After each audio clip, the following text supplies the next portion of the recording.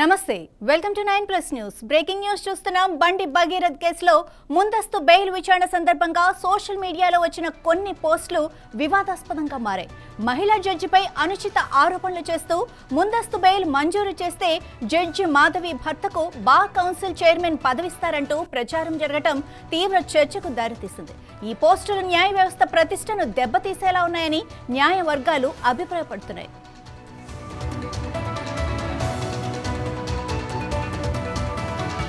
ఇలాంటి ప్రచారాలతో ప్రజల్లో న్యాయ వ్యవస్థపై అపనమ్మకం ఏర్పడే ప్రమాదం ఉందని హైకోర్టు రిజిస్ట్రార్ ఆందోళన వ్యక్తం చేశారు పలు సోషల్ మీడియా పోస్టులను ఆధారాలుగా చూపిస్తూ ఫిర్యాదు నమోదు చేయగా పోలీసులు కేసు నమోదు చేసి దర్యాప్తు ప్రారంభించారు పోస్టులు చేసిన వ్యక్తులు వాటి వెనుక ఉన్న ఉద్దేశాలపై విచారణ కొనసాగుతోంది